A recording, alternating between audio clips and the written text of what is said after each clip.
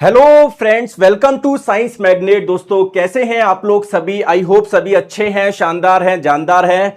तो शुरू करें हमारी क्लास नंबर 4 यानी रेस्पिरेटरी सिस्टम यानी श्वसन तंत्र। 3 क्लास आई होप आप लोगों ने सभी ने पढ़ी है, मेहनत से करी है और इसी मेहनत से आप लोग चौथी क्लास भी देखेंगे, ऐसी मैं उम्मीद करता हूं। ठीक है दोस्तों, एक चीज मैं आपको बता दूं, जो पीडीएफ के लिए काफी बच्चे परेशान होते हैं, आप लोगों के लिए काफी चीजें आसान कर दी। पीडीएफ आप लोगों को एप्लीकेशन में मिल जाएगी। कैसे? साइंस मैग्नेट ऐप जब आप लोग इंस्टॉल करोगे तो इसमें जो यूट्यूब कोर्सेज में जब आप लोग जाओगे तो यहां पर आप लोग अंदर जाओगे ना, तो हर क्लास के साथ में उसकी आप हर क्लास भी दिख जाएगी, साथ में उसकी पीडीएफ भी दिख जाएगी। ठीक है, तो सारी पीडीएफ ऑलरेडी अभी तक जो 3 क्लासें हो चुकी है उसके डाल चुकी है, चौथी क्लास की भी यहां पर डल जाएगी। समझ में आ गई बात को? चलिए, और साइंस का फाउंडेशन बैच, निर्माण बैच पढ़ो। एक बार आपको साइंस पढ़नी पड़ेगी 4-5 महीने लगा के। ऐसे नहीं है कि भैया ऊपर ऊपर से कर जाओ और सिलेक्शन ले जाओ। तो कूपन कोड 10 जुलाई तक वैलिड है, पूरे 200 रुपए का ऑफ है। ऐप पे जब आप लोग जाओगे तो डेमो भी है, सिलेबस भी है, कैसे क्या पढ़ना है, सारी चीजें मैंने बता रखी है। ठीक है, और बाकी 2 क्लासेस का समय आपको पता ही है। चलिए शुरू करें आज का सेशन। चलिए, गुड मॉर्निंग। पहला क्वेश्चन आपकी स्क्रीन पे बताएंगे। क्वेश्चन में पूछा गया है कि ब्रीदिंग, जिसे हिंदी में श्वास बोलते हैं, और रेस्पिरेशन, जिसे हिंदी में श्वसन बोलते हैं, इनके बीच में डिफरेंस क्या है? तो ब्रीदिंग क्या होता है और रेस्पिरेशन क्या होता है? कई लोग दोनों को सेम समझते हैं। नहीं, देखिए दोस्तों, ब्रीदिंग क्या होता है? सिंपल, सांस लेना, सांस छोड़ना। ये क्या है? आप लोगों का ब्रीदिंग प्रोसेस है। इसको हम लोग बोलते हैं कि ब्रीदिंग कर रहा हूं मैं, या सांस ले रहा हूं। रेस्पिरेशन क्या होता है? समझिए, आपको पता है कोई भी जीव होता है वो बहुत सारी कोशिका से मिलकर बना हुआ होता है। तो क्या हम भी बहुत सारी कोशिका से मिलकर बने हुए होते हैं क्या? बताओ। बिल्कुल। तो हमारी कोशिका को क्या एनर्जी चाहिए? क्या हम बोलते हैं ना, हमारी बॉडी को एनर्जी चाहिए। बेसिकली एनर्जी किसको चाहिए? हमारी बॉडी जिन कोशिका से मिलकर बनी हुई है उनको एनर्जी चाहिए। अब दोस्तों, एनर्जी निर्माण के लिए जिस प्रक्रिया का इस्तेमाल होता है उसे बोलते हैं रेस्पिरेशन यानी श्वसन। श्वसन बेसिकली वो प्रक्रिया है जिसके माध्यम से कोशिका को एनर्जी मिलती है। क्लियर है? तो ये एक केमिकल मेथड है। तो जो ब्रीदिंग है वो एक फिजिकल मेथड है, और जो रेस्पिरेशन है वो एक केमिकल मेथड है, रासायनिक प्रक्रिया। इसमें कुछ एक रिएक्शन होगी, भी मैं बताऊंगा कैसे होगा, है ना। पूरी प्रॉपर एक रिएक्शन होगी जिससे कोशिका को एनर्जी मिलेगी। इसी प्रोसेस को हम लोग बोलते हैं रेस्पिरेशन यानी श्वसन। तो correct answer option number A हो जाएगा। क्लियर है? कई बच्चे ऑप्शन नंबर सी बोल रहे हैं कि ब्रीदिंग, श्वास से ऊर्जा मिलती है। दोस्तों, ब्रीदिंग सिंपल क्या है? सांस लेना, सांस छोड़ना। ठीक है, एयर अंदर जा रही है, एयर बाहर जा रही है, इसको ब्रीदिंग बोल रहे हैं। इससे कोई एनर्जी नहीं मिल रही। एनर्जी कैसे मिलती है? जब एयर अंदर जाती है, उसमें जो ऑक्सीजन होती है वो हर कोशिका तक पहुंचती है, उसमें फिर रासायनिक प्रक्रिया होती है, उसे बोलते हैं रेस्पिरेशन। ठीक है, आ जाओ। चलिए, तो ब्रीदिंग सिंपल, सांस लेना, सांस छोड़ना। रेस्पिरेशन क्या है? अब मेरी बात को ध्यान से समझो। ठीक है दोस्तों, जो हम लोग भोजन लेते हैं उसमें कार्बोहाइड्रेट भी होता है, प्रोटीन भी होता है, फैट भी होता है। आपको पता है एनर्जी के लिए सबसे ज्यादा डिपेंडेंसी किस पे रहती है? कार्बोहाइड्रेट पे रहती है। कार्बोहाइड्रेट के पाचन से क्या मिलता है? ग्लूकोज मिलता है। तो दोस्तों, मान लीजिए हमारी कोशिका है, हर कोशिका के पास में क्या पहुंच गया? ग्लूकोज मिल गया। लेकिन क्या एनर्जी मिल जाती है क्या? नहीं। तो बेसिकली दोस्तों, ग्लूकोज आप लोगों का क्या करना पड़ेगा हमको? ग्लूकोज जब टूटेगा टूटेगा तब आपको क्या मिलेगी? एनर्जी मिलेगी। साथ में दोस्तों कार्बन डाइऑक्साइड गैस भी मिलती है। अब दोस्तों, इसी प्रक्रिया को हम लोग बोलते हैं रेस्पिरेशन यानी श्वसन। आगे बात समझ में? अब यह प्रक्रिया दोस्तों 2 प्रकार से होती है। कोई कोई कोशिका होती है, या कभी कभी क्या होता है कि जो ग्लूकोज होता है इसको तोड़ने के लिए ऑक्सीजन की आवश्यकता होती है, ऑक्सीजन की नीड होती है। तो इस रेस्पिरेशन को बोलेंगे एरोबिक रेस्पिरेशन, हिंदी में बोलेंगे वायवीय श्वसन, या कई बार इसे ऑक्सी श्वसन भी बोलते हैं। और दोस्तों, कुछ बार क्या होता है, जो कोशिका होता है इसका जो ग्लूकोज होता है बिना ऑक्सीजन की प्रेजेंस में टूट जाता है। ऑक्सीजन की आवश्यकता पड़ती नहीं है, बिना टूट के आपको एनर्जी देगा। तो अगर ऑक्सीजन की आवश्यकता नहीं पड़ रही रेस्पिरेशन प्रक्रिया के लिए, श्वसन प्रक्रिया के लिए, ऊर्जा के निर्माण के लिए, तो इस प्रकार के रेस्पिरेशन को बोलेंगे एन एरोबिक रेस्पिरेशन, हिंदी में बोलेंगे अवायवीय श्वसन। ठीक है, इसे कई बार अनॉक्सी श्वसन भी बोलते हैं, तो ध्यान रखिएगा। चलिए दोस्तों, आगे चलते हैं। बताओ, इस बार के ग्रुप डी का क्वेश्चन है, कौन सी प्रक्रिया है जो कि ऑक्सीजन की अनुपस्थिति में ग्लूकोज के अपघटन का कारण बनती है। तो देखिए दोस्तों, हमारी हर कोशिका के पास में क्या पहुंच जाता है, ग्लूकोज पहुंच जाता है। जब ग्लूकोज आपका टूटेगा तो आपको एनर्जी मिलेगी। तो अगर ग्लूकोज ऑक्सीजन के बिना ही टूट रहा है तो इस प्रक्रिया को बोलेंगे अवायवीय श्वसन यानी एनएरोबिक रेस्पिरेशन, और ग्लूकोज अगर ऑक्सीजन की सहायता से टूट रहा है तो उसको बोलेंगे वायवीय श्वसन। करेक्ट आंसर क्या हो जाएगा, तो ऑक्सीजन की अनुपस्थिति में तो एनएरोबिक होगा ना। अच्छा कोई बात नहीं, वेरी गुड। तो दोस्तों करेक्ट आंसर क्या होना चाहिए, अवायवीय श्वसन होना चाहिए। ठीक है, अब आप लोग बोलोगे कि सर अवायवीय श्वसन यानी एनएरोबिक रेस्पिरेशन तो ऑप्शन में है ही नहीं। बहुत बढ़िया क्वेश्चन। ठीक है, अब आप लोग मुझे बताएंगे दोस्तों, इस संसार में जितने भी जीव है क्या सभी को एनर्जी चाहिए क्या, या मैं बोलूं सभी की कोशिका को एनर्जी चाहिए क्या, बोलो यस और नो। बिल्कुल सर। तो एक सूक्ष्म जीव है जिसका नाम है यीस्ट, हिंदी में खमीर बोलते हैं। ये इतना सूक्ष्म है, इसकी पूरी बॉडी में केवल एक ही कोशिका है, तो इसको भी एनर्जी चाहिए क्या, बिल्कुल। तो इसमें जो ग्लूकोज होता है वो ऑक्सीजन की एब्सेंस में टूटता है। यहां पर भी एनएरोबिक रेस्पिरेशन अवायवीय श्वसन होता है। तो यहां पर जो है प्रक्रिया होती है इसको फर्मेंटेशन यानी किण्वन के नाम से भी जानते हैं। तो बेसिकली जो फर्मेंटेशन है, किण्वन है, वो क्या है, एक प्रकार का एनएरोबिक रेस्पिरेशन है, अवायवीय श्वसन है। ठीक है, ऑप्शन नंबर ए। बच्चे बाहर आके बोले कि सर ये क्वेश्चन ही समझ में नहीं आया, अब आ गया क्या, क्लियर है, आ जाओ। चलिए, तो दो प्रकार का होता है, एक बार फिर से समझा दूं। एरोबिक रेस्पिरेशन आप लोग किसको बोलोगे, जहां पर कोशिका के पास में जो ग्लूकोज होता है ना वो ऑक्सीजन की सहायता से टूटता है। फिर इससे क्या मिलेगा आप लोगों को बताओ, एनर्जी मिलेगी, और साथ में और क्या बनता है, कार्बन डाइऑक्साइड बनता है प्लस वाटर बनता है। ठीक है, एनएरोबिक रेस्पिरेशन अवायवीय श्वसन क्या होता है, जो कोशिका होती है इसमें जो ग्लूकोज होता है वो बिना ऑक्सीजन के ही टूट जाता है। तो इससे क्या एनर्जी मिलती है क्या, बिल्कुल दोस्तों एनर्जी मिलती है। और साथ में क्या मिलता है, कुछ चीजें मिलती है। डिपेंड करेगा ये अवायवीय श्वसन होता कहां पर है। दोस्तों कोई मुझे बता सकता है क्या अवायवीय श्वसन कहां कहां पर होता है, बहुत सारे जीवों की कोशिका में होता है, लेकिन आपको केवल दो एग्जांपल याद रखना है क्योंकि एनसीईआरटी में केवल दो एग्जांपल दिए हुए हैं। दोस्तों एक तो ध्यान रखो, एग्जांपल यीस्ट, ये एक सूक्ष्म जीव है, इसकी पूरी बॉडी में एक ही कोशिका होती है। तो अगर आप लोगों से पूछा जाए यीस्ट में जब अवायवीय श्वसन होगा तो आप लोगों को क्या मिलेगा, एनर्जी के साथ में दो चीजें मिलेगी, एक तो एथेनॉल प्लस कार्बन डाइऑक्साइड। कितने बच्चों को याद रह जाएगा, बहुत महत्वपूर्ण है, क्लियर है। दूसरी बात, अगर मैं आप लोगों से बोलूं कि और कहां पर होता है, दोस्तों हमारी जो मसल्स है, मांसपेशियां है, क्या वो भी कोशिका से मिलकर बनी हुई है क्या। आप बहुत ज्यादा काम कर रहे हो, यानी मसल्स की कोशिका को ज्यादा एनर्जी चाहिए, लेकिन आपकी बॉडी में जो ऑक्सीजन आ रही है जैसे पहले आ रही थी उतनी ही आ रही है। तो आपकी बॉडी में ऑक्सीजन काफी कम है, लेकिन मसल्स की कोशिका को एनर्जी ज्यादा चाहिए। तो मसल की जो कोशिका है वो बिना ऑक्सीजन के ही रेस्पिरेशन करना शुरू कर देगी। इनकी कोशिका में जो ग्लूकोज है वो बिना ऑक्सीजन के टूटना शुरू कर देगा। यानी कैसा रेस्पिरेशन हो रहा है, एनएरोबिक रेस्पिरेशन यानी वायवीय श्वसन। तो बोला जाए मसल्स की सेल या पेशी कोशिकाओं में जब अवायवीय श्वसन होगा तो एनर्जी के साथ में क्या बनता है, यहां पर एक पदार्थ बनता है जिसका नाम है लैक्टिक एसिड। अगर दोस्तों जब ये लैक्टिक एसिड बनता है ना तो हमारे मसल्स में क्रैम्प है ना, या फिर आप लोग बोल सकते हो दर्द होना शुरू हो जाता है। तो आपने देखा होगा जब आप लोग जिम वगैरह में जाते हो, क्रिकेट वगैरह खेलते हो, तो मसल्स में कुछ क्रैम्प अकड़नसी आ जाती है कि थोड़ा दर्द सा होता है क्या, क्यों, क्योंकि आपके मसल्स में बहुत ज्यादा लैक्टिक एसिड बन गया है। आ रही है बात समझ में, कोई समस्या तो नहीं है। चले आगे नेक्स्ट क्वेश्चन पे, बहुत बढ़िया। चलिए दोस्तों इस क्वेश्चन का आंसर दीजिए। क्वेश्चन आप लोगों की स्क्रीन पे है, बताइए। क्वेश्चन आप लोगों की स्क्रीन पे है, ध्यान से देखिए, आंसर बताइए।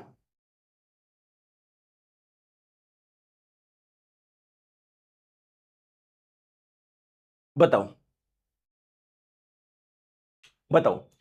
क्वेश्चन में बोला जा रहा है, चार स्टेटमेंट दिए गए हैं, आप लोगों को बताना है कि अवायवीय श्वसन में वायवीय श्वसन की तुलना में कम एनर्जी क्यों बनती है। ठीक है, देखो दोस्तों आप लोग एक चीज मुझे बताओ, जैसे मान लीजिए आप लोग रोटी खा रहे हो, केवल रोटी खा रहे हो, उससे एनर्जी मिल जाएगी, लेकिन मजा आता है क्या, नहीं। दोस्तों रोटी के साथ में आप लोग क्या खाते हो, सब्जी खाते हो, क्यों, ठीक है। अच्छा केवल अकेली रोटी निगली जाएगी क्या आराम से, नहीं, लेकिन रोटी प्लस सब्जी आराम से नगली, मतलब आराम से हम लोग उसको निगल सकते हैं। सेम दोस्तों एक चीज मुझे बताओ, कोशिका के पास में कोई ग्लूकोज है, ठीक है, तो अगर ऑक्सीजन होगा तो ये अच्छे से टूटेगा, ये पूरा टूटेगा, एनर्जी मिलेगी। लेकिन दोस्तों बिना ऑक्सीजन के अगर इसको तोड़ोगे तो ढंग से पूरा नहीं टूट पाएगा। ठीक है, तो जब ग्लूकोज ये पूरा नहीं टूट पाएगा, जब इसका पूरा गठन ही नहीं हो पाएगा, तो एनर्जी कैसे मिलेगी? पूरी ज्यादा मिलेगी क्या? नहीं। तो बेसिकली अवायवीय श्वसन में ग्लूकोज आंशिक रूप से विखंडित होता है, या विखंडित पूरी तरीके से नहीं हो पाता। समझ में आ रहा है क्या? चलिए दोस्तों, बहुत बढ़िया। नेक्स्ट क्वेश्चन, चले आगे, आ जाओ। क्लियर है? ठीक है, चलो बताइए इस क्वेश्चन का आंसर। एरोबिक रेस्पिरेशन यानी वायवीय श्वसन के लिए क्या आवश्यक है? मैंने बताया वायवीय श्वसन किसको बोलोगे? जहां पर ग्लूकोज ऑक्सीजन की प्रेजेंस में टूटेगा, तो यहां पर ऑक्सीजन आवश्यक है। अब दोस्तों मैं एक चीज बता दूं, ये चार्ट मैं आप लोगों को एक बताने जा रहा हूं, ध्यान से आप लोग समझिएगा। अगर आपने ये चार्ट समझ लिया तो पूरा चैप्टर यहीं पर क्लियर है। समझे? चलिए सर, आपने मुझे बोला कि मान लो कोई कोशिका है, इसके पास में ग्लूकोज है, इसके टूटने से एनर्जी मिलेगी। बोलो यस और नो। इसी प्रक्रिया को रेस्पिरेशन यानी श्वसन बोलेंगे। बात क्लियर है? तो दोस्तों सबसे पहले स्टेप समझो। अब पहला क्वेश्चन आता है कि अगर किसी कोशिका के पास में ऑक्सीजन होगी तो ग्लूकोज ऑक्सीजन की प्रेजेंस में टूटेगा, यानी वायवीय श्वसन होगा। अगर किसी कोशिका के पास में ऑक्सीजन नहीं होगी तो ग्लूकोज ऑक्सीजन के बिना टूटेगा, यानी अवायवीय श्वसन होगा। यह बात क्लियर है क्या? चलो अब दोस्तों, ऑक्सीजन प्रेजेंट हो या ना हो, यानी वायवीय श्वसन हो या अवायवीय श्वसन हो, सबसे पहले स्टेप में क्या होता है? ग्लूकोज आप लोगों का अपने आप टूट जाता है, उसको कुछ भी नहीं चाहिए। तो ये एक पदार्थ में टूट जाता है जिसका नाम है पायरोवेट। तो सबसे पहला स्टेप क्या होता है? ग्लूकोज कहां पर, किस में टूटता है? पायरोवेट में। चाहे वायवीय श्वसन हो या अवायवीय श्वसन हो, यह प्रक्रिया होगी। अगर एग्जाम में पूछा जाए कि इस वाली प्रक्रिया को क्या बोलते हैं, तो दोस्तों इस वाली प्रक्रिया को बोलते हैं ग्लाइकोलिसिस। ग्लाइकोलिसिस याद रख लोगे क्या? अब दोस्तों कोशिका के अंदर तो काफी चीजें होती है। एक लिक्विड भी होता है जिसका नाम है साइटोप्लाज्म यानी कोशिका द्रव्य, माइटोकॉन्ड्रिया भी होता है। तो अगर पूछा जाए कोशिका के अंदर कहां पर यह प्रक्रिया होती है, तो आप लोग बोलोगे यह प्रक्रिया कहां पर होती है? साइटोप्लाज्म में होती है, कोशिका द्रव्य में होती है। कितने लोगों को यह बात याद रह जाएगी? याद रह जाएगी क्या? क्लियर? तो सबसे पहला स्टेप क्या होगा? जो ग्लूकोज होगा वो टूटेगा पायरोवेट में। बहुत बढ़िया दोस्तों, ग्लूकोज का फॉर्मूला होता है C6H12O6। अगर आप लोगों से पूछा जाए ग्लूकोज कितने कार्बन वाला एक मॉलिक्यूल है, कितने कार्बन वाला अणु है, तो आप लोग क्या बोलोगे? 6 कार्बन वाला। तो सिमिलरली दोस्तों पायरोवेट का फॉर्मूला आपको याद नहीं रखना है। अगर आप लोगों से पूछा पायरोवेट में कितने कार्बन होते हैं या कितना कार्बन वाला अणु है, तो आप लोग बोलोगे 3 कार्बन वाला। याद रख लोगे क्या? आगे बात समझ में? ठीक है। अब दोस्तों आपके पास में क्या आ गया? पायरोवेट आ गया। क्लियर है?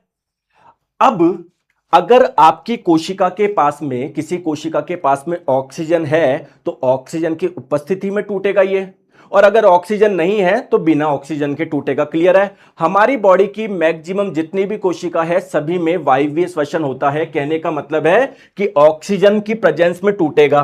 तो फिर पायरोवेट के पास में जब ऑक्सीजन होती है ना, तो ऑक्सीजन की प्रेजेंस में टूटता है, और ये हम लोगों को देता है एनर्जी, और साथ में क्या देगा? अभी मैंने बताया था carbon dioxide plus water.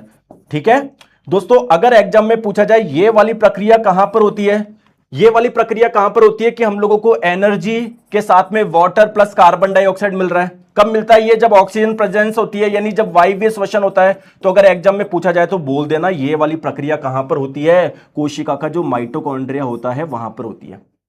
Clear है? बहुत बढ़िया दोस्तों, अगर आप लोग बहुत ज्यादा जब एक्सरसाइज करते हो तो मसल्स को एनर्जी चाहिए ज्यादा। अब हमारी बॉडी में ऑक्सीजन लिमिटेड है, तो हमारी मसल्स की कोशिकाओं में क्या होता है, जैसे ये प्रक्रिया तो सब जगह कॉमन रहेगी, तो ये पायरोवेट क्या होगा? ऑक्सीजन के बिना ही टूटना शुरू कर देगा।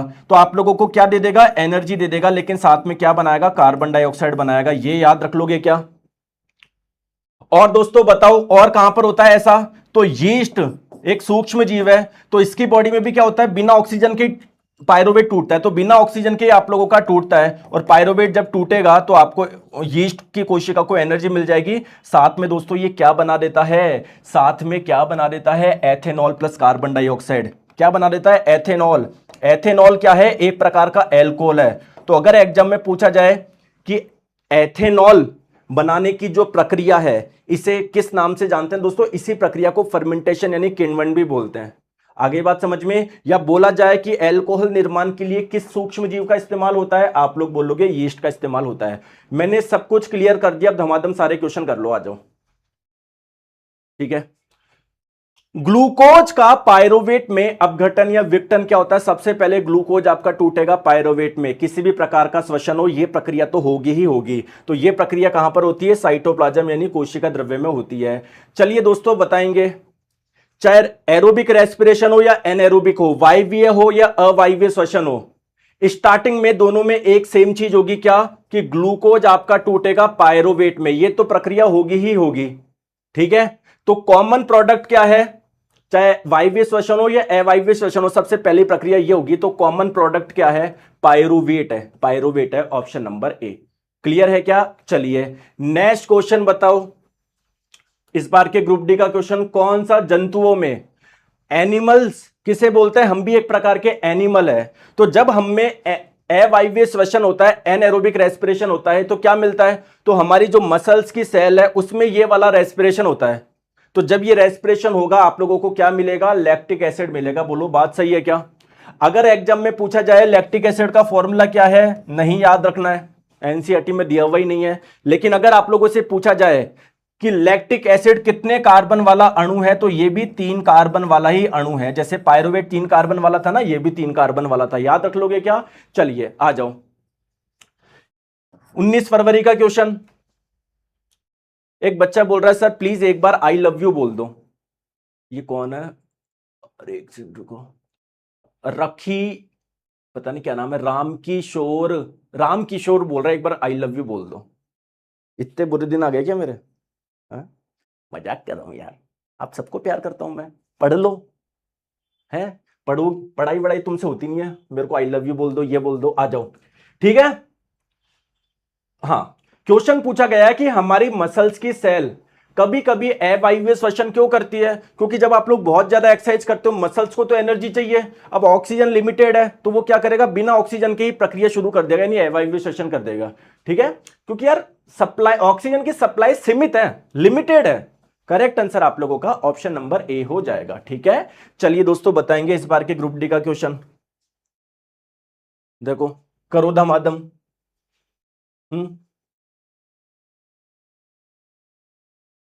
और दोस्तों मैं एक बार करंट अफेयर्स के बारे में कुछ बता दूं। देखो, जो आप लोगों का भी एग्जाम हुआ था ना 2025 में ग्रुप डी का, आप लोग जब हर शिफ्ट में 20 क्वेश्चन आए थे तो लगभग आप 20 के 20 ही करंट अफेयर्स के थे। अगर आप लोग एनालिसिस करोगे तो आप लोगों को पता है कितने साल का पूछा गया था दोस्तों? 1 साल का पूछा गया था। मैं आपको पूरा एनालिसिस डाल दूंगा, टेंशन मत लो। तो इस बार भी जो आपका एग्जाम होगा, जैसे अगस्त से आप लोगों का एग्जाम है, तो लगभग 1 साल का करंट अफेयर्स आप लोगों को कवर करना चाहिए। तो मैं है ना एक पूरा कंप्लीट आपको पीडीएफ दे दूंगा, निर्माण बैच में मैं डाल दूंगा, तो आप लोग देख लीजिएगा। ठीक है, पूरे 1 साल का रहेगा, आपको उससे बाहर कुछ भी नहीं करना है, क्योंकि पहले भी 1 साल का दिया गया था और अभी भी 1 साल का। तो मैं पूरा कंप्लीट पीडीएफ में डाल दूंगा विद क्वेश्चंस, आपको कुछ करने की आवश्यकता नहीं है। ठीक है, निर्माण बैच में मैं डाल दूंगा, 1-2 दिन में भी बंद रही है वो। चलो आ जाओ, हाँ अब आ जाओ। चलिए दोस्तों, वायवीय श्वसन, इसमें क्या ऑक्सीजन की आवश्यकता होती है क्या? बिल्कुल। तो ए आप लोगों का 4 से कनेक्ट हो जाएगा, बहुत बढ़िया सर। अवायवीय श्वसन में क्या ऑक्सीजन की आवश्यकता होती है कि नहीं? तो बी आप लोगों का 1 से कनेक्ट हो जाएगा, बहुत बढ़िया। ऑक्सीजन की उपस्थिति में पायरुवेट का विघटन कहां पर होता है? अभी मुझे नहीं पता, पहले बताओ ऑक्सीजन की अनुपस्थिति में ग्लूकोज का विघटन कहां पर होता है? तो सबसे पहले प्रक्रिया क्या होती है? ग्लूकोज अपने आप ही टूट जाता है पायरुवेट में, इसमें ऑक्सीजन चाहिए ही नहीं है। और अगर वायवीय श्वसन भी हो, कोशिका के पास में ऑक्सीजन हो भी ना, तब भी ये वाली प्रक्रिया तो बिना ऑक्सीजन की होती है। तो ये वाली प्रक्रिया कहां पर होती है? साइटोप्लाज्म कोशिका द्रव्य में होती है। तो डी आप लोगों का 3 से कनेक्ट हो जाएगा। बोलो यस और नो, बोलो। ऑक्सीजन की उपस्थिति में पायरुवेट कहां टूटता है? तो अगर ऑक्सीजन प्रेजेंट है तो पायरुवेट टूट के आपको energy plus carbon dioxide plus water देगा। ये वाली प्रक्रिया माइटोकॉन्ड्रिया में होती है। अभी मैंने बताया सी आप लोगों का 2 से हो जाएगा। जैसे इस बार एग्जाम में क्वेश्चन आए ना, बच्चे बोले, बताऊं क्या बोले? अरे सर टेबल वाला क्वेश्चन पूछ रहा है, स्टेटमेंट वाला पूछ रहा है सर। तो क्या हो गया? आपको क्या चाहिए? सिंपल सिंपल क्वेश्चन पूछे कि वायवीय श्वसन में ऑक्सीजन चाहिए या नहीं चाहिए? हैं? तो ऐसे होंगे इस बार तो और हार्ड आएंगे। मैं चाहता हूं बिल्कुल हार्ड आए। हार्ड का मतलब कि यार 2-3 कॉन्सेप्ट तो मिक्स करके पूछे, तो जो अच्छे से पढ़ रखा है उसका आसानी से सिलेक्शन होगा। खैर हमेशा सिलेक्शन उसका होता है जिसने अच्छे से पढ़ रखा होता है, कभी भी आज तक ऐसा नहीं हुआ कि कोई मुंह उठा के चला गया और सिलेक्शन ले आया। चलो 4-1-2-3, 4-1-2-3 ऑप्शन नंबर डी इसका आंसर हो जाएगा। क्लियर है क्या? क्लियर है? चलिए चलिए बताओ इसका आंसर आप लोग बताएंगे। इस बार का क्वेश्चन है, वायवीय श्वसन के दौरान प्रत्येक पायरुवेट अणु विखंडित होकर कार्बन डाइऑक्साइड के कितने अणु देता है? बहुत बढ़िया क्वेश्चन है। देखो देखो हो क्या रहा है वायवीय श्वसन में, हो क्या रहा है। देखो सबसे पहले ग्लूकोज आपका टूटेगा पायरुवेट में, ये तो होगा ही होगा चाहे कैसा भी श्वसन हो। अगर ऑक्सीजन प्रेजेंट है तो पायरुवेट ऑक्सीजन की उपस्थिति में टूटेगा, इसे बोलेंगे वायवीय श्वसन। और इससे क्या मिलेगी आप लोगों को? एनर्जी मिलेगी। साथ में दोस्तों कार्बन डाइऑक्साइड भी मिल रहा था, साथ में वाटर भी मिल रहा था।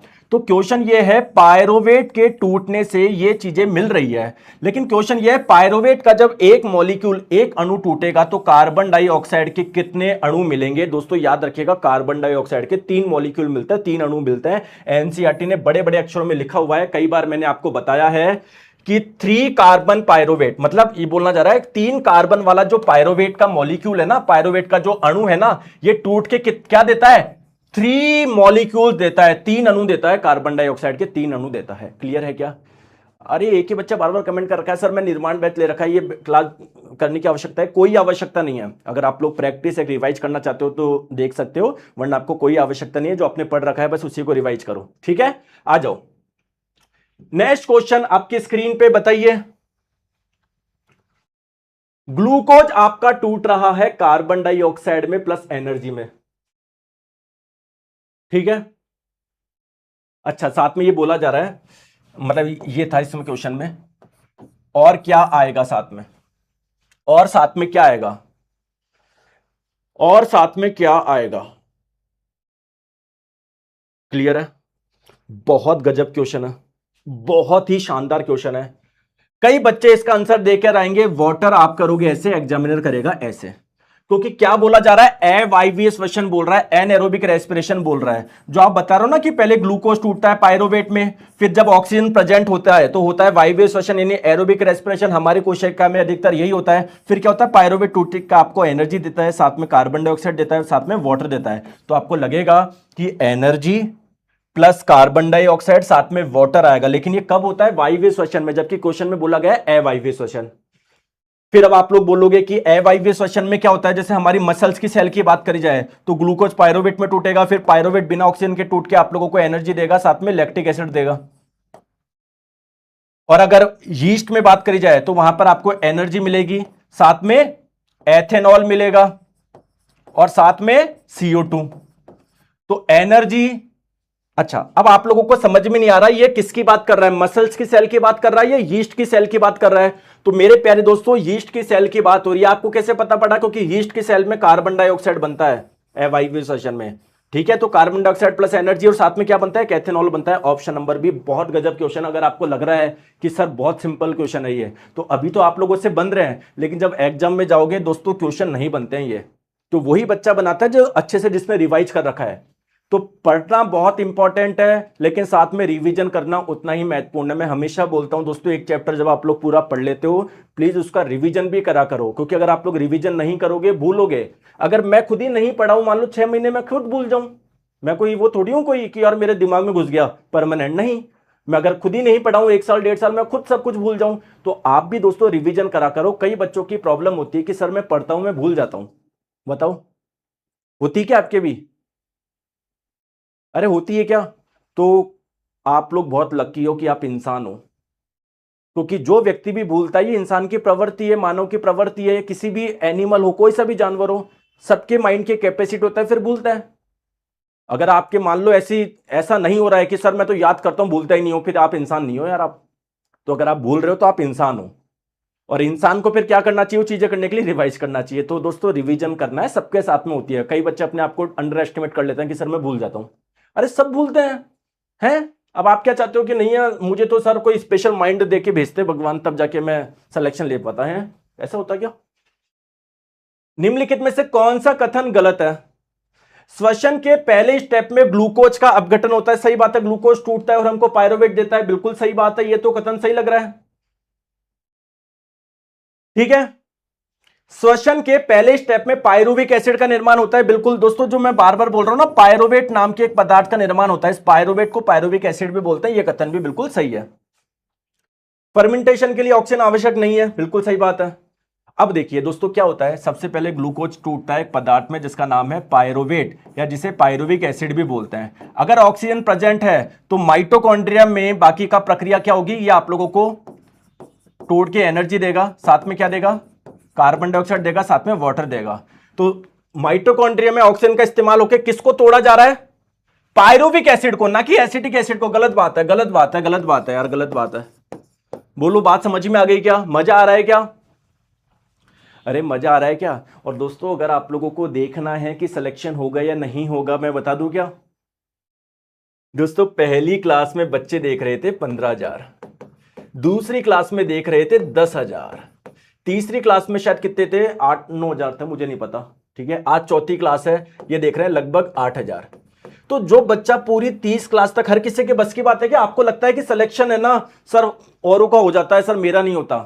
दोस्तों सिलेक्शन हर किसी के बस की बात नहीं है, क्योंकि अगर जो कोई 30 क्लास ही नहीं देख पा रहा लगातार, या अगले मतलब एग्जाम तक क्लास ही नहीं देख पा रहा, आप सोच रहे हो सिलेक्शन ले पाएगा, तो कंपटीशन है ही नहीं। वो बच्चा कहाँ बिजी हो रहा है, रील में हो रहा है, या कोई टीचर क्लास में आके वो साफा बांध रहा है ना अपने आप को, 10,000 बच्चे आ गए लाइव मान लो, या कुछ भी, आज बर्थडे था तो लाइव केक काट रहे हैं, वो देख रहा है वो। या फिर कोई टीचर कढ़ाई में वो पकोड़े तल रहा है और पीछे से 4 वीडियो वाले बनाने वाले रख रखे हैं, वो बच्चा वो वीडियो देख रहा है। तो कंपटीशन नहीं है, कंपटीशन उन्हीं बच्चों में जो वास्तव में केवल पढ़ाई से मतलब रखते हैं, जो उनके एग्जाम से रिलेटेड है, केवल वो चीज कंटेंट फॉलो करते हैं। क्लियर है, बाकी बस यहाँ के वहां ही वही देख रहे हैं। 2 टीचर बात कर रहे हैं और ये कैमरे वाले कैसे आ जाते हैं, मुझे तो आज तक समझ में नहीं आया कि ये सर उनसे बात करते हुए, भाई जैसे मान लो अगर मैं किसी से बात कर रहा हूँ, अगर मुझे दिखे ना यार कोई कैमरा रिकॉर्ड कर रहा है, तो मैं बात ही नहीं कर पाऊँ यार, वो चला के रखते हैं 5-6 जने।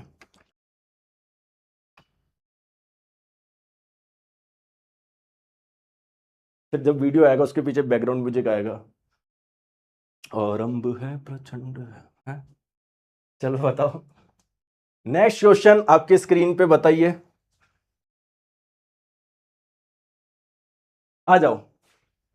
मसल्स में ग्लूकोज के अवायवीय श्वसन द्वारा क्या बनता है, आपको पता है, जब भी मसल्स में ये होगा, अवायवीय श्वसन होगा, तो क्या बनता है, लैक्टिक एसिड बनता है, ऑप्शन नंबर डी। ठीक है, चलिए वेरी गुड है ना, इसमें समय नहीं लगाएंगे, अब आपको पता है, इसमें भी समय नहीं लगाएंगे। श्वसन के दौरान 3 कार्बन वाले अणु कौन कौन से बनते हैं, तो देखो सबसे पहले तो देखो ग्लूकोज आपका टूटता है पायरुवेट में, ये 3 कार्बन वाला अणु है, तो पायरुवेट आपका बनेगा ही बनेगा। ठीक है दोस्तों, एथेनॉल का फॉर्मूला क्या होता है, C2H5OH, ये तो 2 कार्बन वाला है एथेनॉल, तो इसको हटाओ, जहां पर भी एथेनॉल हटाओ, जहां पर भी एथेनॉल हटाओ। हमारे मसल्स में अवायवीय श्वसन से लैक्टिक एसिड बनता है, मैंने बताया था लैक्टिक एसिड भी 3 कार्बन वाला है। Correct answer option number C, बोलो यस और नो, बोलो। क्लियर है, चलिए यार बहुत बढ़िया। अब बात करते हैं ये एटीपी क्या है, समझो मेरी बात को, बहुत अच्छा कॉन्सेप्ट है। देखो दोस्तों, आप बोले मेरे को गुरुजी मैं बहुत धनवान हूं, मैं धनवान हूं, अब ठीक है यार, आपने बोला मुझे मानना पड़ेगा, लेकिन आप कितने धनवान हो कितने नहीं हो ये कैसे पता लगाया जाएगा, आपके पास में कितने पैसे हैं। मान लीजिए आप बोलोगे कि सर मेरे पास तो 8 करोड़ रुपए हैं, और एक दूसरा बच्चा आके बोला गुरुजी मेरे पास में 5 करोड़ रुपए, तो इन दोनों में से ज्यादा धनवान कौन हुआ, ये हुआ। तो कौन ज्यादा धनवान है इसका पता कैसे लगाया, किसके पास में कितना रुपया है, बोलो यस और नो, बहुत बढ़िया। अब बात करते हैं, ध्यान से आप लोग समझना दोस्तों, मान लो अच्छा आप में से कितने ऐसे बच्चे हैं जो कि सेविंग करते हैं। अब आप लोग बोलोगे सर सेविंग कहां से होगी, भैया अगर मान लो आपके माता पिता कुछ खर्चा देते हैं, मान लो कोई आप अलग रूम में अलग शहर में रहते हो, मान लो आपके माता पिता हर महीने के 3,000 या 2,000 जो भी बेचते हैं, ठीक है, अगर उसमें से कुछ बचा पा, मतलब ये भी एक सेविंग का मतलब वो नहीं होता कि भैया 1,00,000 रुपए, ये सेविंग का मतलब तो बचपन से भी सीखी जा सकती है कि भैया 2-2 रुपए 1-1 रुपए अपन गुल्लक में डालते थे, नहीं डालते थे, डाले क्या आपने, भाई मैंने तो डाला यार, हालांकि फिर तोड़ा भी जल्दी, सोमवार को डाला तो गुरुवार को निकल भी गया, लेकिन डाला तो एक बार, कोशिश तो करिए। अब आ जाओ, तो मान लीजिए दोस्तों आपने 10 रुपए सेव करे, आपके पास में 10 रुपए का नोट था, उसको रख लिया गद्दे के नीचे। गद्दे के नीचे रखता है देसी आदमी तो, चाहे कट्टा हो या रुपया हो, गद्दे के नीचे चलता है। तो फिर 10 रुपए आए कहीं से बच के, आपने रख लिए, फिर 10 रुपए बच लिए, फिर 10-10 के ऐसे 10 नोट हो गए। तो आप क्या करोगे, आप दुकान पे जाओगे, 10-10 के 10 नोट दोगे और से एक 100 रुपए का नोट ले लोगे, और 100 रुपए का नोट अब आप लोगों का सेव हो गया। बोलो बात समझ में आ गई। तो होता क्या है दोस्तों, किसी भी कोशिका के पास में जब एनर्जी बनती है तो वो क्या बनाता रहता है, उसका वो अणु बनाता रहता है, उसके मॉलिक्यूल बनाता रहता है, एक पदार्थ बनाता है जिसका नाम है एडिनोसिन ट्राइफॉस्फेट, एटीपी। ये एटीपी कैसी बनी, ऊर्जा का इस्तेमाल करके ये एटीपी बना लिए गए। तो अगर किसी कोशिका के पास में जितनी ज्यादा एनर्जी आती जाएगी, वो उतने ज्यादा एटीपी के अणु बनाते जाएगा, और जैसे ही जरूरत पड़ेगी ये एटीपी को तोड़ लेगा। जैसे मान लो आपके पास में 100 रुपए, जैसे आपको जरूरत पड़ी आप इसके खुले करा लोगे, तो ये भी क्या करेगा, किसी कोशिका के पास में एटीपी के अणु है, अब उसको आवश्यकता पड़ी किसी काम में, मान लो एनर्जी चाहिए, तो ये एटीपी को तोड़ेगा। तो उसमें जितनी भी एनर्जी थी इसके पास में, मान लो श्वसन से जो बनी, उसका इस्तेमाल कर लिया उसने एटीपी बनाने में। तो अगर किसी कोशिका के पास में जितने ज्यादा एटीपी के अणु होंगे, क्या मैं बोल सकता हूं कि उसके पास में उतनी ही ज्यादा एनर्जी है? बोलो बोलो बोलो। और दोस्तों आप तो बहुत लकी हो, अगर आपके पिताजी और माताजी है आपको पढ़ाने के लिए सपोर्ट कर रहे हैं। सपोर्ट का मतलब है, ठीक है, आपको बोल रहे हैं कि भैया पढ़ो, हम देख रहे हैं, कोई बात नहीं है ना, आप तो पढ़ाई में ध्यान लगाओ। कई बच्चे ऐसे भी है दोस्तों जिनके पिताजी नहीं है, उनको खुद को मेहनत करनी पड़ती है, खुद ही अपने घर खर्चा भी चलाते हैं, पढ़ाई भी करते हैं।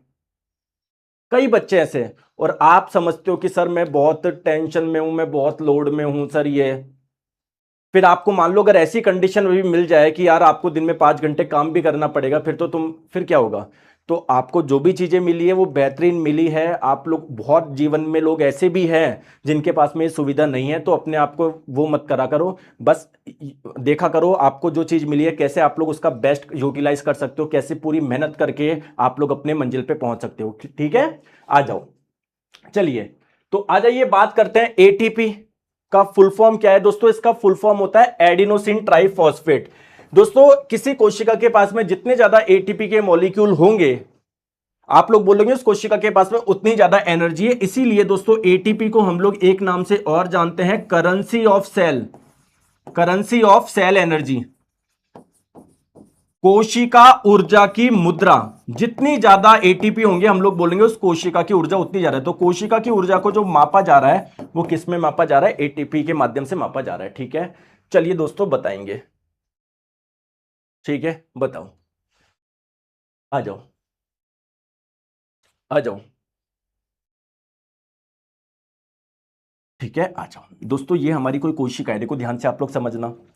तो ग्लूकोज आपका टूटता है पायरोवेट में, कुछ एनर्जी मिलती है, या मैं बोलूं कुछ एटीपी के अणु बन जाते हैं इस वाले प्रोसेस से। ठीक है, बाकी जो मैक्सिमम एनर्जी बनती है वो कैसे बनती है? ऑक्सीजन की प्रेजेंस में जब वायवीय श्वसन होता है इससे बहुत ज्यादा एनर्जी बनती है। प्रक्रिया कहां पर होती है? माइटोकॉन्ड्रिया में होती है। तो कहीं ना कहीं माइटोकॉन्ड्रिया में एनर्जी सबसे ज्यादा बनती है, या मैं बोलूं एटीपी के अणु ज्यादा बनते हैं। अब दोस्तों कैसे बनते हैं, देखो माइटोकॉन्ड्रिया का अगर आपने स्ट्रक्चर देखा होगा कुछ ऐसा होता है। ठीक है, क्लियर है? अब दोस्तों इसका सरफेस एरिया काफी ज्यादा है, सतह क्षेत्रफल ज्यादा होता है। तो एटीपी बनाने के लिए प्रॉपर एक जगह मिल गई ना, एक जगह मिल गई ना, बोलो। तो एटीपी के निर्माण के लिए कौन जगह प्रदान करता है? ये एटीपी का निर्माण किसके द्वारा होता है ज्यादा? माइटोकॉन्ड्रिया के द्वारा, ऑप्शन नंबर डी। ठीक है, इसीलिए माइटोकॉन्ड्रिया को हम लोग क्या बोलते हैं? पावर हाउस ऑफ सेल भी बोलते हैं, कोशिका का पावर हाउस भी बोलते हैं, ऊर्जा ग्रह भी बोलते हैं। बात समझ में आई या नहीं आई? बोलो। ठीक है, ठीक है। एक बच्चा बोल रहा है 15 का सी होगा। अच्छा सॉरी, मैंने गलत टिक कर दिया, एडिनोसिन ट्राइफॉस्फेट बिल्कुल है ना, sorry, I am really sorry, option number C. ठीक है, अब कई बच्चे जब वीडियो बाद में देखेंगे ना, ये देखते कमेंट कर देंगे, और सर गलत लिखा है, गलत लिखा है। ये नहीं देख सकते कि हाँ यार सर ने हो सकता है गलत टिक कर दिया हो, मैं तो अपनी पढ़ाई पे ध्यान दूं, आगे सर सही कर देंगे ना, बिल्कुल सही। आई एम सॉरी, मैंने गलत टिक कर दिया। ठीक है, आ जाओ आ जाओ। जो सिलेक्शन वाले होते हैं ना, जो सीरियस, उनको पता है कि सर ने टिक कर दिया, सर से मिस्टेक हो गई, अपने तो आगे ध्यान लगाओ। जो ऐसे होते हैं ना, वो कमेंट करते रहता है, सर गलत कर दिया, गलत कर दिया, फिर अगले वाला क्वेश्चन खराब कर लेते हैं वो अपना, ना, तो ऐसे मत करा करो। आ जाओ, देखो दोस्तों मेरी बात को ध्यान से समझो। दोस्तों कोई कोशिका है, अगर इसके पास में एनर्जी होगी तो इसका इस्तेमाल ये किस में करेगा, क्या बनाने के लिए करेगा, एटीपी बनाने के लिए करेगा। एटीपी की फुल फॉर्म क्या है, एडिनोसिन ट्राइफॉस्फेट। बहुत बढ़िया दोस्तों, आप ऐसे समझो कि कोशिका के पास में एक पदार्थ होता है जिसका नाम है adenosine diphosphate, ADP, adenosine diphosphate. दोस्तों इसमें जैसे ही एक फास्फेट ये जोड़ेगा तो ये बन जाता है एटीपी, एडिनोसिन ट्राइफॉस्फेट। जब एनर्जी चाहिए होगी, ये क्या है, बेसिकली एटीपी है, जैसे एनर्जी चाहिए होगी ये जो बॉन्ड है ना, इसको बोलते हैं फॉस्फेट लिंकेज, इसको तोड़ देता है, इससे एनर्जी मिल जाती है ना। मैं फिर से बताता हूं, जैसे एनर्जी चाहिए होती है, जो एटीपी होता है ना, ये टूट जाता है। एटीपी की संरचना ये है, तो एटीपी में जो ये वाला बॉन्ड है टूट जाता है, इसको बोलते हैं फॉस्फेट लिंकेज, जिससे एनर्जी मिलती है। तो दोस्तों कितनी एनर्जी मिलती है, 30.5 किलो जूल एनर्जी मिलती है प्रति मोल। प्रति मोल का मतलब क्या है, अगर एक मोल का मतलब है 6.023 इंटू 10 की पावर 23, अगर इतने एटीपी जब टूटेंगे तो इतनी एनर्जी मिलेगी। या दोस्तों जब इतने ये बॉन्ड टूटेंगे तो इतनी एनर्जी मिलेगी, ठीक है। तो 30.5 ऑप्शन नंबर सी, बोलो यस और नो। एनसीईआरटी ने बड़े बड़े अक्षरों में लिखा हुआ है कि 30.5 किलो जूल एनर्जी मिलेगी प्रति मोल। दोस्तों बताओ, क्लियर है? आ जाइए दोस्तों, रेस्पिरेशन क्या होता है, बात समझ में आई? श्वसन क्या होता है, किस किस को बात समझ में आ गई? Very good. तो ऐसे मेहनत करते रहो, बढ़िया हो गया, धीरे धीरे सब समझ में आएगा। अब मेरी बात को ध्यान से समझो दोस्तों, इस रेस्पिरेशन को कराने के लिए बहुत सारे ऑर्गन की मदद लेनी पड़ेगी। आपने तो भाई साहब हमारी जो बॉडी की कोशिका है उसमें जाके ऑक्सीजन डाल दी है, लेकिन इतनी आसानी से हो जाएगा क्या? कई अंग की मदद लेनी पड़ेगी ना। तो दोस्तों वो ऑर्गन जो कि मिलके रेस्पिरेशन का काम कर रहे हैं, वो अंग जो मिलके श्वसन का काम कर रहे हैं, उस अंगों के समूह को हम लोग बोलेंगे रेस्पिरेटरी सिस्टम, यानी श्वसन तंत्र। बात समझ में आ रही है ना? अब रेस्पिरेटरी सिस्टम के क्वेश्चन करने वाले हैं। एक चीज मैं और बताऊं, अरे चुन्नू मुन्नू पढ़ लो। अब देखो मैं जैसे ही कुछ क्वेश्चन कराता हूं ना, चैट कैसे भगती है, क्योंकि सारे बच्चे आंसर देने में बिजी है। दोस्तों कई कई बार मतलब कुछ मैं देखता हूं कि आजकल फेक वो आ गया, जैसे मान लो 3000 बच्चे लाइव देख रहे हैं, कि एग्जांपल चैट चलती नहीं है ऐसे, वरना खटक चलती है यार। जैसे मैं पूछूं आप कौन से शहर में रहते हो, सभी आंसर दो, अपने शहर का नाम बताओ। अब आप देखना थोड़ी देर में चैट है। तो आप इन चीजों से भी बच के रहिए दोस्तों। आजकल बच्चों को मतलब बहुत भ्रमित किया जा रहा है, मैं क्या बताऊं इसका, है ना। चलो आ जाओ, देखो धमाधमन सूरज ऐसे, देखो ऐसे चलेगी, ठीक है। आ जाओ, चलिए दोस्तों अब करते हैं हम लोग नेक्स्ट चीज समझते हैं। आ जाओ, कौन से मानव श्वसन तंत्र के अंग है, कौन कौन से अंग है जो कि मदद करेंगे रेस्पिरेशन में? सर हम कैसे, कौन कौन है, हमको तो समझ ही नहीं आ रहा। आइए मैं आपको समझाता हूं। देखिए दोस्तों, हमारी बॉडी में कोशिका तक ऑक्सीजन कैसे जाएगी? पहले आप लोग मुझे बताओ, ऑक्सीजन होती कहां पर है? एयर में। तो क्या हमारी एयर अंदर जाती है क्या? आ जाओ। तो सबसे पहले दोस्तों एयर जो हमारी अंदर जाती है वो कहां से जाती है दोस्तों, बताइए? नाक के जो छेद है इससे जाती है, ठीक है। इसे हम लोग नॉस्ट्रिल भी बोलते हैं, नासाद्वार भी बोलते हैं, नाक के छेद भी बोलते हैं। तो क्या ये एक पार्ट हो गया क्या इंपॉर्टेंट? बोलो, बहुत बढ़िया। फिर दोस्तों जो ये आपकी जो एयर गई अंदर, ठीक है, नाक के माध्यम से, वो एक नली होती है यहां पर, जिसे बोलते हैं ट्रैकिया, यानी वायु नली या श्वास नली। तो एयर इससे होती हुई अंदर जाएगी। तो क्या ये भी नली भी इंपॉर्टेंट पार्ट है क्या दोस्तों? अब आप लोगों को एयर जो होती है ना, वो हमारे एक फेफड़ा इधर होता है, एक फेफड़ा इधर होता है, ठीक है। तो दो लंग्स होते हैं, दो फेफड़े होते हैं। तो एयर बेसिकली दोस्तों इस लंग में भी चली जाएगी, इस लंग में भी चली जाएगी। तो क्या लंग्स भी यानी फेफड़े भी इंपॉर्टेंट पार्ट होते हैं क्या? बोलो यस। अब मेरी बात को ध्यान से समझो, क्लियर है? तो अभी तो पहले इस क्वेश्चन को करते हैं। ट्रैकिया इंपॉर्टेंट पार्ट है, लंग्स इंपॉर्टेंट पार्ट है। अब मेरे प्यारे दोस्तों, ये जो हमारे लंग्स होते हैं ना, फेफड़े, इसके ऊपर मसल्स की, मांसपेशी का बना हुआ एक पार्ट होता है जिसका नाम है डायफ्राम।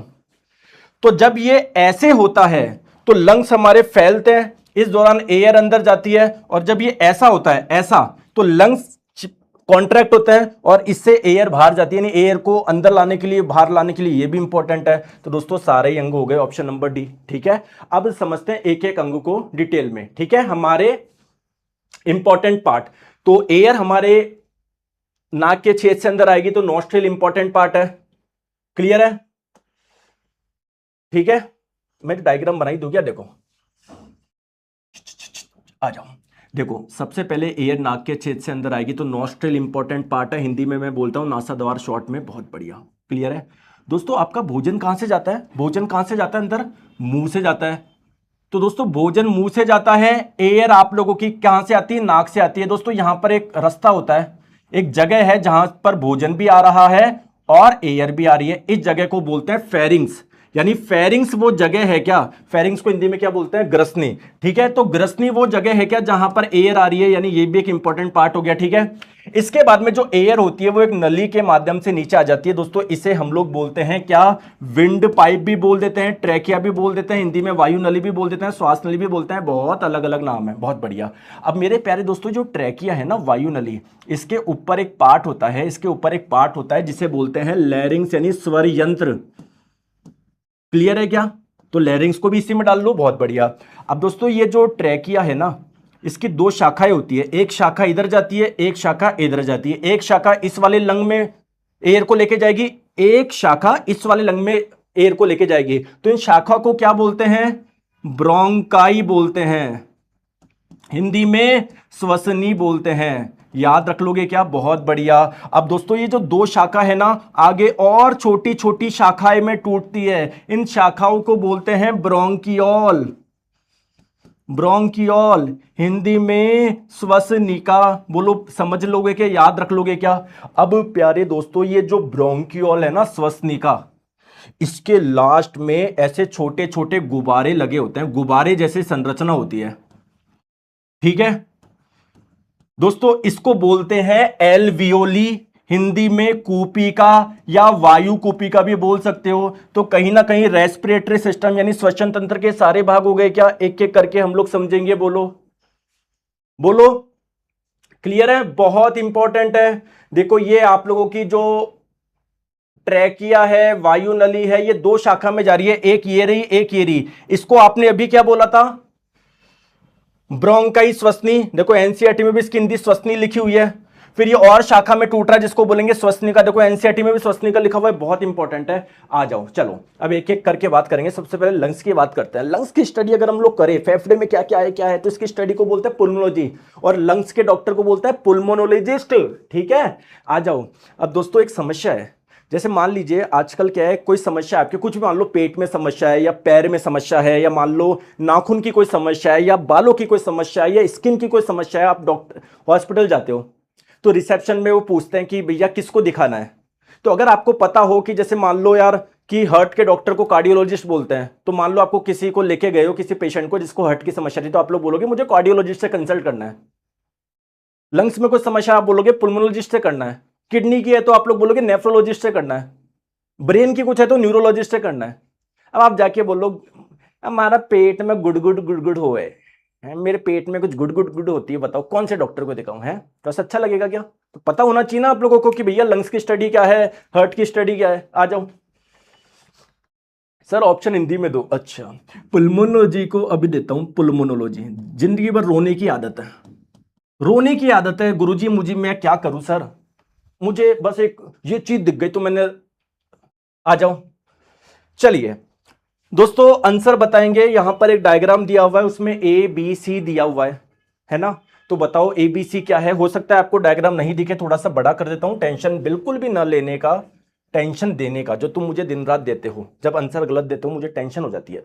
आराम से देखो, देखो मुझे नहीं पता, यहां पर कुछ नली सी है, इस नली के कुछ ऊपर पार्ट में किसी को ए बोला है, ये पता नहीं ये क्या है, इसको बी बोला है, ये पता नहीं नली सा क्या है, इसको सी बोला है। अब आपको पहचानना है ए बी सी क्या है।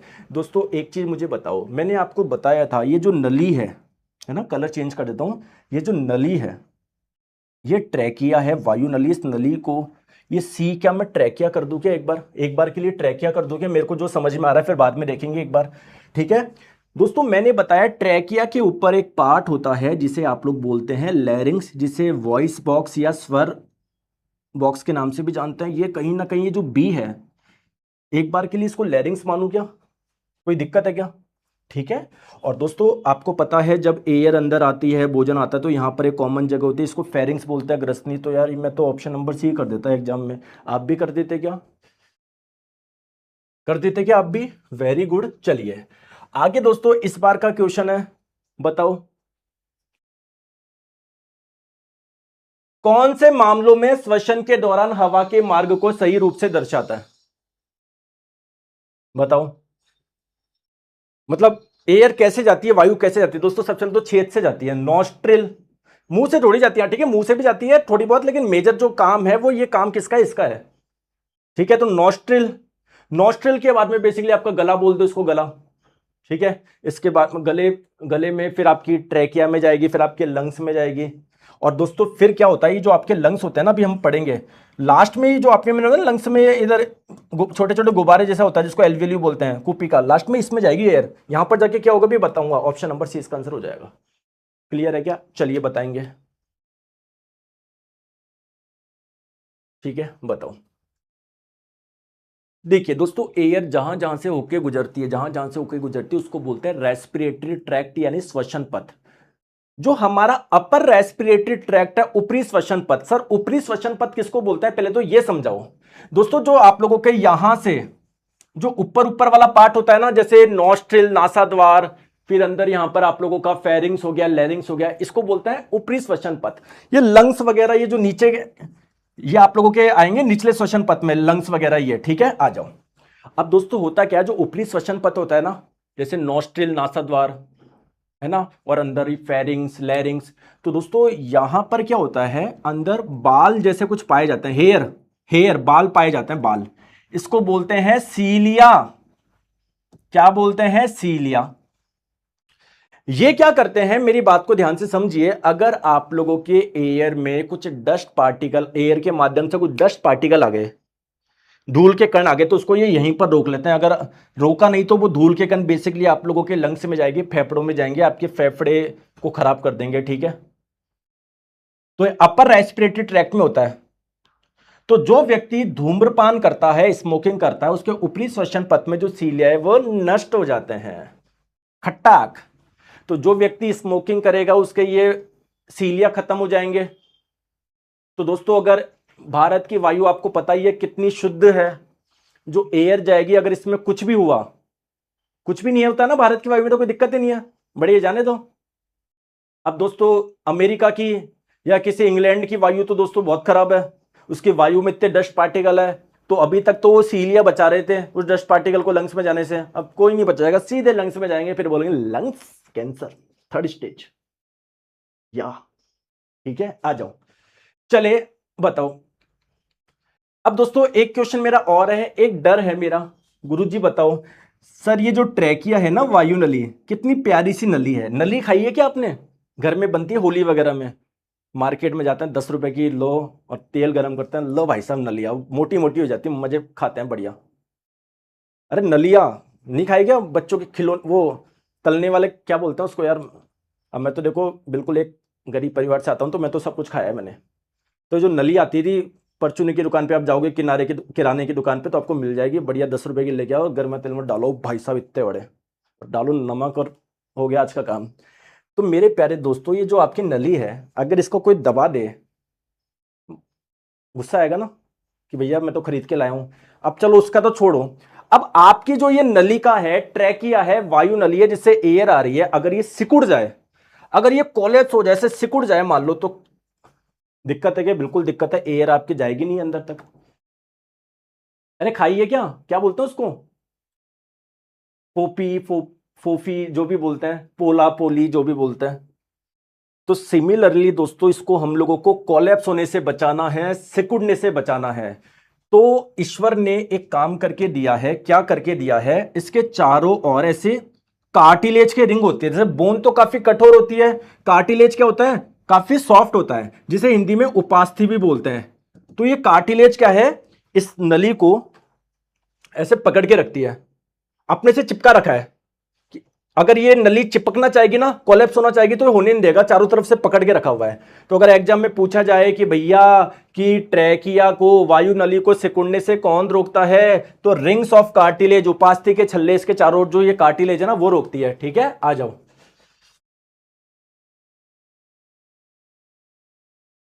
इतना बड़ा फालतू में लिखा हुआ है, लास्ट लाइन पढ़ो। निम्नलिखित में से कौन ये सुनिश्चित करता है कि गले में वायु मार्ग बंद नहीं हो? ये जिम्मेदारी किसकी है बताओ? रिंग्स ऑफ कार्टिलेज की, उपास्थि के छल्ले की है। Option number A. क्लियर है क्या? ठीक है, ठीक है, आ जाओ। श्वसन के दौरान गैस का विनिमय कहां पर होता है? दोस्तों मेरी बात को ध्यान से समझो, प्लीज मेरी बात को ध्यान से समझो। देखो, ये आपकी ट्रैकिया थी, वायु नली थी, इसकी एक शाखा थी, उसकी और शाखा थी, शाखा के लास्ट में एल्वियोली थी, वायु कुपिका थी, बात पता है। अब दोस्तों एक एल्वियोली को अगर बड़ा करके दिखाओगे तो ऐसा दिखेगा, बहुत बढ़िया। दोस्तों इसके चारों ओर पतली पतली नलिकाएं होती है जिसमें क्या होता है, रक्त प्रवाहित होता है। तो दोस्तों हम क्या करेंगे, यहां पर जो आप लोगों की एयर आई, उसमें जो ऑक्सीजन है ना वो यहां से हमारे ब्लड में चली जाती है। अब ब्लड क्या करेगा, ब्लड पूरी बॉडी में जा रहा है तो हर कोशिका को ऑक्सीजन मिल जाएगी क्या? बोलो यस और नो। बिल्कुल। और दोस्तों रेस्पिरेशन प्रक्रिया से कार्बन डाइऑक्साइड भी बनती है, तो फिर ब्लड हर जगह से कार्बन डाइऑक्साइड लेके आ जाएगा। तो ब्लड में जो कार्बन डाइऑक्साइड है वो कहां पर चल जाएगी? एल्वियोली में चली जाएगी। क्लियर है? तो गैस का एक्सचेंज कहां पर हो रहा है? एल्वियोली के द्वारा हो रहा है, कुपिका के द्वारा हो रहा है, फेफड़ों की कुपिकाओं में हो रहा है। Option number B. ठीक है, तो यहां पर एल्वियोली में जो ऑक्सीजन है वो हमारे ब्लड में चली जाती है, ब्लड में जो कार्बन डाइऑक्साइड है वो इधर आ जाती है। क्लियर है? गैस का एक्सचेंज में ये इंपॉर्टेंट रोल प्ले कर रहा है। एल्वियोली क्यों होते हैं? ठीक है, अब देखिए दोस्तों, अगर एल्वियोली इतनी सी होती, मान लो इतनी सी होती है, तो यहां से ऑक्सीजन अंदर आती, यहां से आती, सॉरी, एल्वियोली मान लो इतनी सी होती तो यहां से ऑक्सीजन ब्लड में जाती, यहां से जाती, यहां से जाती। सरफेस एरिया देखो कितना कम है। ठीक है, लेकिन एल्वियोली का एक्चुअली में सरफेस एरिया काफी बड़ा होता है, तो यहां से भी ऑक्सीजन जा रही है, जा रही है, जा रही है, जा रही है, जा रही है, जा रही है, जा रही है, यहां से भी कार्बन डाइऑक्साइड आ रही है, आ रही है, आ रही है, आ रही है, आ रही है। तो एल्वियोली का मेन काम क्या है? सरफेस एरिया बढ़ा रहा है। ये ऑप्शन नंबर डी इसका आंसर हो जाएगा। एक बच्चा बोल रहा है सर अपनी वाइफ से मिलवाओ। आपकी जानकारी के लिए बता दूं, मेरे तो बच्चे भी हैं। फिर आप बोलोगे सर बच्चों से मिलवाओ, लेकिन दोस्तों मजे की बात यह है कि मैं जो पढ़ाता हूं ना, आप मुझे ऑलरेडी इतना प्यार दे देते हो कि मुझे ये हरकत करनी ही नहीं पड़ती कि घर पे बैठा हूं, रोटी खा रहा हूं, पीछे से वीडियो बना रहा हूं। खाता हूं पिज्जा, लेकिन जब वीडियो बनाऊं तो थाली में रखूं दाल और चावल, और ऐसे हाथों से खाऊं ऐसे, जिससे आपको लगे मैं बहुत गरीब हूं। तो मुझे करने की जरूरत ही नहीं पड़ती, क्योंकि मैं मेहनत से पढ़ाता हूँ, आप मेहनत से पढ़ते हो, आप इतने प्यारे बच्चे हो, मुझे करने की जरूरत ही नहीं पड़ती। जिस दिन मान लो मैं पढ़ाऊंगा और आप पढ़ोगे नहीं, फिर मैं ये काम करना शुरू कर दूंगा। ठीक है, कि मान लो किसी रेस्टोरेंट में जाऊंगा बढ़िया 5 स्टार में, पहले तो अपना पेट वेट भर लूंगा, अब फिर ढूंढूंगा कोई ढाबा, फिर ढाबे में बनाऊंगा वीडियो, ऐसे गंदे हाथ कर लूंगा, ऐसे पुराना सा शर्ट पहन लूंगा, ऐसे ऐसे। ठीक है, वो करेंगे वो काम यार, लेकिन अभी पढ़ो यार, अपन पढ़ने में मजा आ रहा है तो ये काम करने की जरूरत ही नहीं है अपन को। आ जाओ। चलिए, एक बच्चा बोल रहा है 80 मीटर स्क्वायर इसका टोटल सरफेस एरिया होता है। वेरी गुड यार, ये होती है तैयारी। देखो इसने पहले ही कंसेप्ट बता दिया, बहुत बढ़िया। चलो, अब 80 मीटर स्क्वायर क्या है कई बच्चे समझ गए ऑलरेडी। चलो इस क्वेश्चन का आंसर बताओ। देखो मेरे प्यारे दोस्तों, ये जो ध्यान से समझो, जो हमारे लंग्स है, फेफड़े हैं, वो किसी ना किसी जगह तो है ना, अंदर किसी जगह पे तो है ना, तो उसको बोलते हैं chest cavity. Chest cavity, Hindi में वक्ष गुहा। बोलो यस और नो। समझ रहे हो बात को? पहली बात, ठीक है दोस्तों, आप लोग मुझे एक छोटी सी बात बता दो, अगर मैं लंग्स को दबा दूं तो इससे जो एयर है वो बाहर निकलेगी क्या? ऐसे दबा दूं, अरे किसी बैलून को जब दबाओगे, पानी भर रखा है तो उसका पानी बाहर निकलेगा ना, तो जब मैं इस लंग्स को दबाऊंगा तो एयर बाहर जाएगी, और लंग्स को जब मैं फैलाऊंगा तो एयर अंदर आएगी। तो हमको कंटिन्यूअसली क्या करना है? एयर अंदर भी लानी है, बाहर भी भेजनी है, क्योंकि जो एयर अंदर आएगी उसमें जो ऑक्सीजन उसका इस्तेमाल करना है, और हमको जो कार्बन डाइऑक्साइड निकालनी है वो जो बाहर एयर जाएगी उसके माध्यम से निकाल देंगे। क्लियर है क्या? बहुत बढ़िया। तो मेरे प्यारे दोस्तों, जब वक्ष गुहा यानी चेस्ट कैविटी जब बड़ी होती है तो लंग्स आपके फैलेंगे, और लंग्स जब आप लोग फैलेंगे तो इस दौरान फेफड़ों में हवा आती है, खींची जाती है, आ रही है, सब फैल रहे हैं, तो जो एल्वियोली या कूपिका है वहां तक बेसिकली आपकी एयर चल जाएगी। ठीक है, विस्तार जो एल्वियोली भी बड़ी हो जाती है ना वहां तक आप लोगों की। मेरे को तो यार ये सही लग रहा है, ऑप्शन नंबर ए, बोलो सही है क्या? सी कहां से लग रहा है यार? भैया डायफ्रम में जाएगी क्या एयर? डायफ्रम को भर देगी क्या एयर? कैसी बात कर रहे हो आप? चलिए बताओ। एल्वियोली एक डैश के विस्तृत नेटवर्क से घिरे होते हैं जहां डैश का आदान प्रदान होता है। तो एल्वियोली यानी जो कूपिका होती है, ठीक है, एक बार देखो डायग्राम दिखा दूं मैं। जो एल्वियोली होती है ना, देखो इसके चारों ओर पतली पतली रक्त नलिका होती है जिनमें रक्त प्रवाहित होता है। वो पतली पतली रक्त नलिका को क्या बोलते हैं? कैपिलरी यानी केशिका। कल बताया था ना, आर्टरी और वेन तो काफी बड़ी मोटी होती है, ये बहुत पतली पतली होती है, कैपिलरी होती है। और दोस्तों जैसे मान लो ये एक कैपिलरी एरिया, तो यहां से ऑक्सीजन, सॉरी यहां से कार्बन डाइऑक्साइड यहां पर जाएगी, यहां से ऑक्सीजन इधर आएगी, तो ब्लड का एक्सचेंज यहीं पर होता है, सॉरी गैस का एक्सचेंज यहीं पर होता है। ठीक है, तो ऑप्शन नंबर बी करके आता अगर मैं एग्जाम में होता तो। बोलो मजा आ रहा है नहीं आ रहा? अरे क्लियर है, मजा आ रहा है नहीं आ रहा? चलो आ जाओ दोस्तों। छोड़े गए श्वास में क्या होता है? देखो दोस्तों, जब हम लोग एयर लेते हैं तो उसमें ऑक्सीजन भी होती है, नाइट्रोजन भी होती है, कार्बन डाइऑक्साइड भी होती है, और जो हम लोग एयर छोड़ते हैं तो क्या उसमें ऑक्सीजन होगी क्या? देखो एयर में जो ऑक्सीजन होती है हम लोग काफी उसका इस्तेमाल कर लेते हैं लेकिन पूरा नहीं कर पाते, तो अल्टीमेटली जो एयर निकलती है हमारे उससे, उसमें भी ऑक्सीजन होती है। हाँ ठीक है, जितना आया उससे कम होगा क्योंकि हमने इस्तेमाल कर लिया। सेम कार्बन डाइऑक्साइड जितना आया उससे ज्यादा निकलेगा क्योंकि हमारी बॉडी में कार्बन डाइऑक्साइड बन रही है। तो छोड़ देखो, तो एयर जो इनहेल करते हैं उसमें ऑक्सीजन भी है 21%, जब छोड़ते हैं तो उसमें ऑक्सीजन काफी कम होती है 16%। जब एयर लेते हैं उसमें कार्बन डाइऑक्साइड 0.04% होती है, लेकिन जब छोड़ते हैं उसमें 4%। ठीक है, नाइट्रोजन जितनी आई थी उतने की उतने वापस भेज देते हैं, भैया तुम्हारी कोई जरूरत नहीं है। तो क्या शामिल होता है? नाइट्रोजन है यार, ऑप्शन नंबर डी। ठीक है, चलिए बताओ दोस्तों, आपको ब्रीदिंग रेट बतानी है आपकी, 1 मिनट में कितनी बार सांस लेते हो। अब ये सांस होता क्या है, ब्रीद होता क्या है दोस्तों, बताऊं क्या? ब्रीदिंग रेट क्या होती है, सांस लेने की दर क्या होती है बताऊं? मैंने ऐसे करा, एक बार अंदर लिया 1 इनहेल और एक्सेल, एक इनहेल प्लस एक एक्सेल मिलके बोलते हैं 1 ब्रीद। क्लियर है क्या? ठीक है, देखो तो इसको एक सांस बोलूंगा, तो 1 मिनट में ऐसा कितनी बार कर रहा हूं, 1 मिनट में टोटल ब्रीद कितनी है, सांस कितनी है, उसे बोलेंगे ब्रीदिंग रेट। तो अगर हमारी ब्रीदिंग रेट की बात करी जाए, एनसीईआरटी ने बोल रहा है बड़े बड़े अक्षरों में 15 से 18 होती है।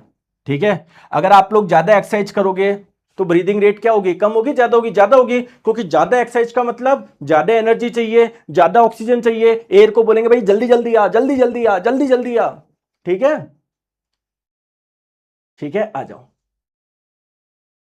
अच्छा दोस्तों, अगर मैं आपको बोलूं कि रेस्पिरेशन यानी श्वसन में सबसे इंपॉर्टेंट ऑर्गन क्या है हमारे ह्यूमन का, या कौन ये काम कर रहा है, तो कहीं ना कहीं लंग्स ही क्या कर रहा है, जो ऑक्सीजन है वो ब्लड में डाल रहा है, ब्लड से वो ले रहा है। अरे एल्वियोली इसी का ही तो पार्ट है। तो रेस्पिरेशन होता क्या है, गैस का एक्सचेंज ही तो होता है। तो हमारी बॉडी में रेस्पिरेशन के लिए जो मुख्य ऑर्गन है वो हमारा लंग्स है, फेफड़े है। सिमिलरली मछली कि बॉडी में काम कौन करता है, तो देखो हमारे लंग्स क्या कर रहा है, जो ब्लड इसके पास में आता है उसमें ऑक्सीजन काफी कम होती है, कार्बन डाइऑक्साइड ज्यादा होता है। तो लंग्स क्या करता है, ब्लड में से ऑक्सीजन को, सॉरी कार्बन डाइऑक्साइड को निकाल रहा है, ऑक्सीजन को डाल रहा है। लेकिन मछली में ये काम उनके गिल्स करते हैं, गलफड़े। ठीक है, किसकी सहायता से श्वसन करते हैं, गिल्स, गलफड़े, ऑप्शन नंबर सी। ठीक है, चलो बताओ दोस्तों, हमारी जो ब्रीदिंग रेट होती है ना,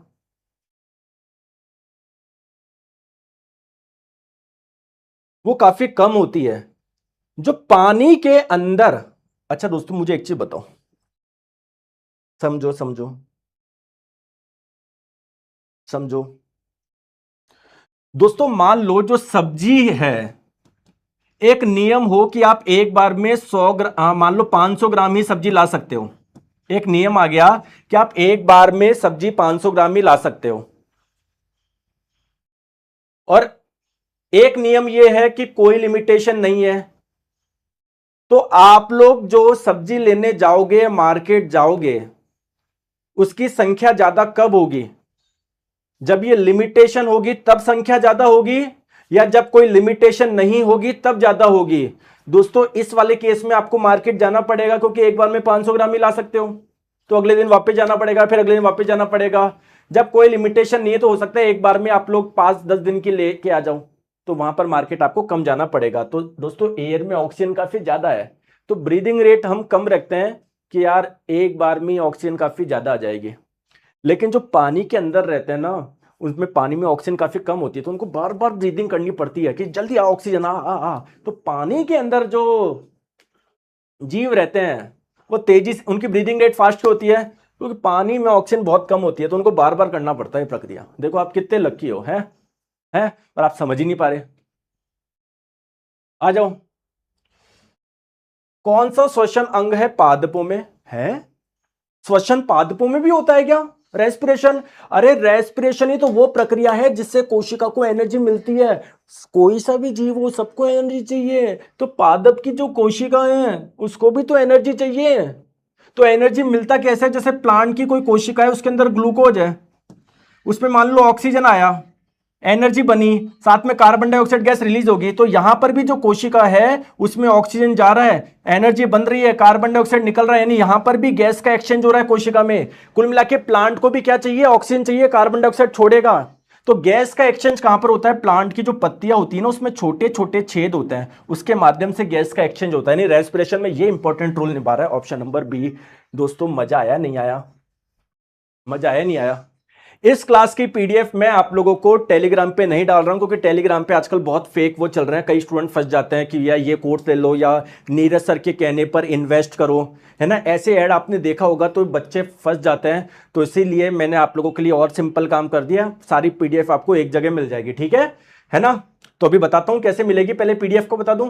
अच्छा, पीडीएफ को स्टार्टिंग में मैंने बता दिया था, आप जाके देख लेना, ठीक है? तो आज से एप्लीकेशन पे मिलेगी, वही फ्री रहेगी पीडीएफ, ठीक है? तो और दोस्तों साइंस का फाउंडेशन बैच आप लोग पढ़ो यार, मजा आ जाएगा। एक बार आपको पढ़ना पड़ेगा, आप सोच रहे हो कि यार मैं बिना पढ़े कर दूं, एक बार आपको डिटेल में पढ़ना पड़ेगा, सिलेक्शन लेना है तो, ठीक है? पूरा एनसीईआरटी ओरिएंटेड है, आपको बार बार पढ़ने की आवश्यकता नहीं है, एक बार बैच कंप्लीट करो, कोई सा भी एग्जाम हो आराम से दो। कूपन कोड SM200 है, पूरे 200 रुपए का ऑफ मिल जाएगा। 10 जुलाई आखिरी डेट है, मैंने आपको ये बता ही दिया। करंट अफेयर्स का पूरा मैं इसमें डाल दूंगा, आपको और कुछ देखने की आवश्यकता नहीं, उसके अलावा 1-2 दिन में तैयार हो जाएगी, ठीक है?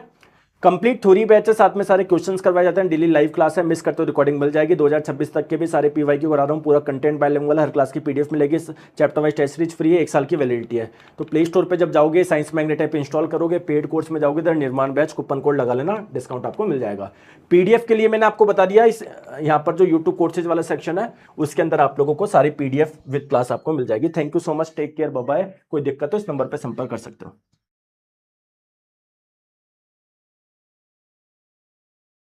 7374019437।